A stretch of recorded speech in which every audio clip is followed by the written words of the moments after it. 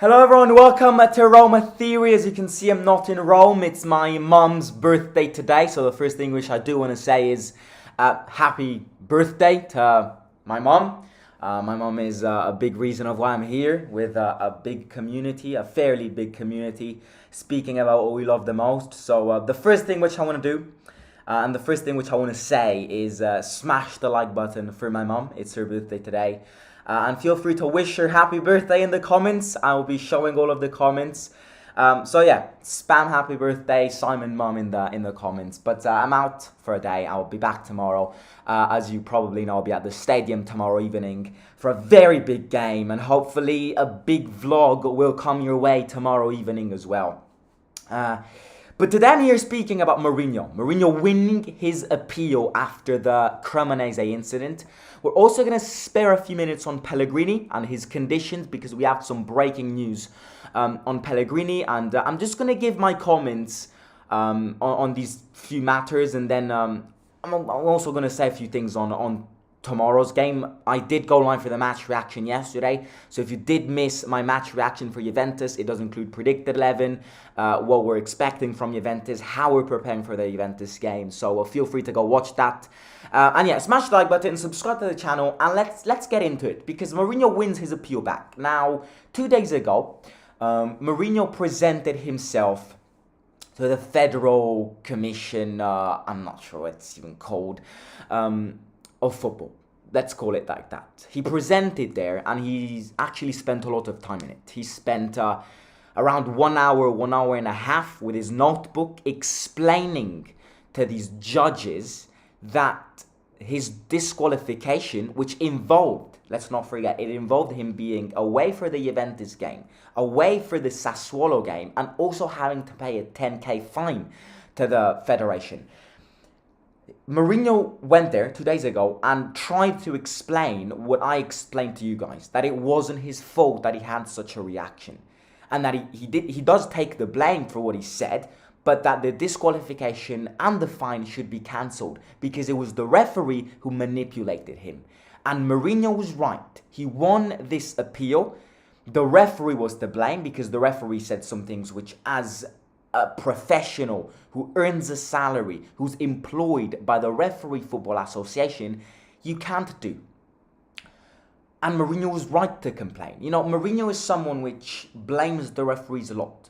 Sometimes for fair cases, sometimes it's a bit too exaggerated. But this time, Mourinho was right. He also said that, you know, he's an emotional guy. He gets angry when he doesn't, when he doesn't feel like he's respected, he's being respected. And this is kind of a human being. If no one respects us, we don't respect no one. And that was the exact definition of what happened on Wednesday against Cremonese. Because, you know, you can't say that. And I've said this in the match reaction of the Cremonese game. You really can't, if you're a referee, you cannot say what he said to Mourinho. So he won this appeal back. And you'll be sitting on the bench tomorrow for the Juventus game. You'll be sitting on the bench for the Sassuolo game. In between, we do have a Real Sociedad game, but that wasn't touched because it wasn't a Serie A game. And then I think the 10k fine also gets cancelled, or maybe he just has to pay something lower than that. So great news because we've got Mourinho back. No Foti masterclass. If everyone was expecting a Foti masterclass, it ain't happening. We actually have a good record without Mourinho on the bench with Foti. His vice, no Foti, no party. No Totti, no party. No Foti, no party.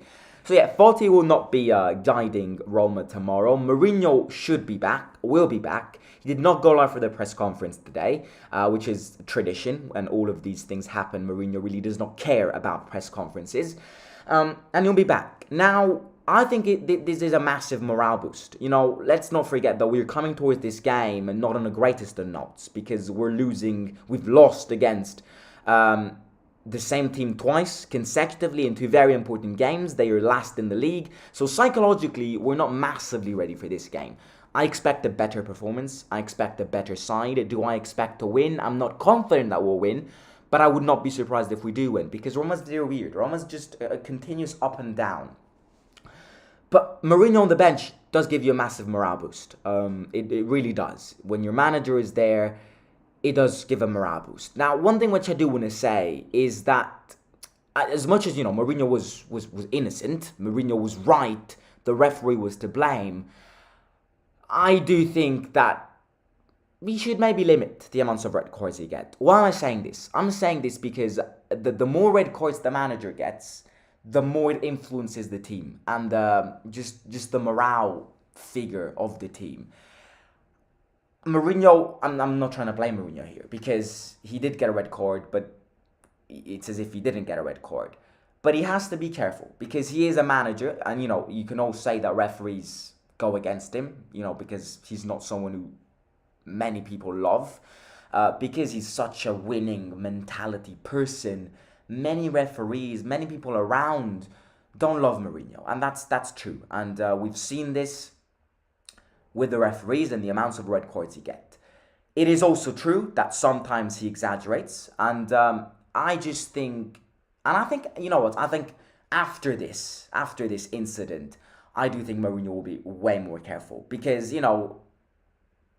getting a red card, appealing it, going yourself to the, what is it called, even the federal building, going yourself, wasting time, being investigated and interrogated, it's a pain. So I do think that this incident will definitely be a turning point. We'll see Mourinho receive less red cards, but when Mourinho wants to express himself against the referees, he knows that there's a high chance of him getting a red card. And that's one of the things which I think, it's not like it has to stop, but I'd rather it reduces, because as I just said, I do think the more the manager, because the manager's kind of the person, the captain and the manager are the two components which kind of represent the team. If the team, and I'm speaking about every player here, sees one of their biggest components, the person which represents them, the manager, getting a red card, they're more tempted themselves to get a red card. And it's also an image of their leader kind of vanishing away, because he gets a red card, Mourinho will be missing the next games.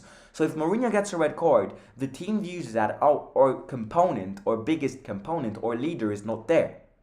So having Mourinho back is a massive morale boost, confidential boost. I do think that it will maybe prepare us better for tomorrow's game, but we really, it's not something we have to focus on, because at the end of the day, it's not Mourinho who plays football. So yeah, Mourinho won the appeal back. He'll be sitting on the bench tomorrow. I'm not sure about the fine. Definitely he's not going to pay 10k. Maybe if it's completely removed, then he pays 0. But if it's not completely removed, then I think he pays a little amount. Other than that, Mourinho's back. He won his appeal, and the referee was to blame. Pellegrini has got a question mark, and I'm sure this will make some people happy. Obviously, I'm not happy that Pellegrini's not ready for this game. I would have definitely benched Pellegrini. I would start El Shaarawy in this game because Pellegrini has to get that fitness back. And I also think El Shaarawy is a very underrated player who can change games very easily. Pellegrini's got a fever. Pellegrini has had an what we want to call it, a flu.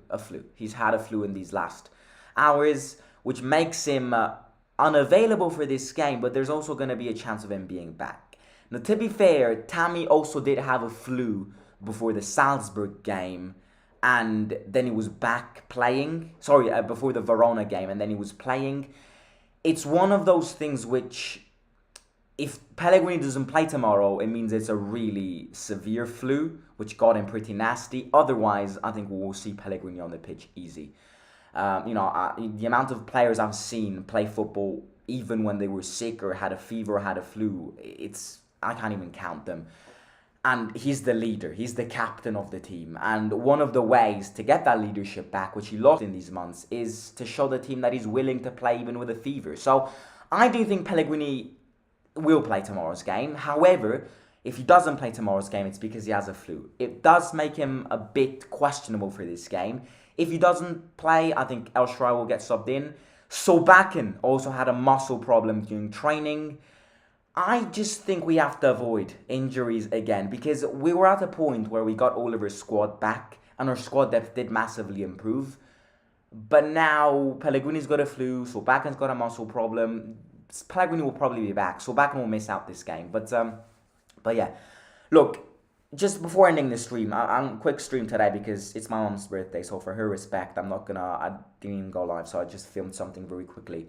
Um, Tomorrow's game is a crucial game, and I've said this already. I've said this many times in preparation for this. This month is the month. Lazio won against Napoli yesterday. No one was expecting it. I hate to say it, but Lazio prepared a really good game. They parked the bus for 90 minutes and they scored one goal with one shot. Massive game from Lazio.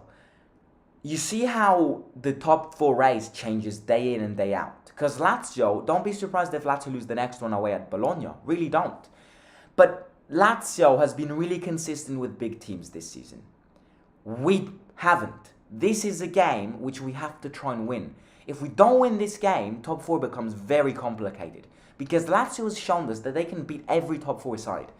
So, and we've got a derby in a few weeks. So, it's not the greatest of moments, I'll be honest with you. We've been living better moments, but if you're a real football fan, you're behind your team no matter what. Tomorrow, the fans will push the team, but the players also have to push the fans. It's going to be a tough game. Both teams don't play spectacular football, but both teams have good defenses. I don't expect a massive, exciting game, but I just want to win tomorrow. Winning tomorrow would be crucial, ladies and gentlemen. I really cannot think what would happen if we win tomorrow. Winning tomorrow means that we'd go 1 point from Lazio, who won, who's second. I don't know how Lazio won that game, to be honest with you, but they did. And that complicates our top four race. If we lose tomorrow, the top four is slowly going to fade away. Because it means that we cannot get points against top four sides.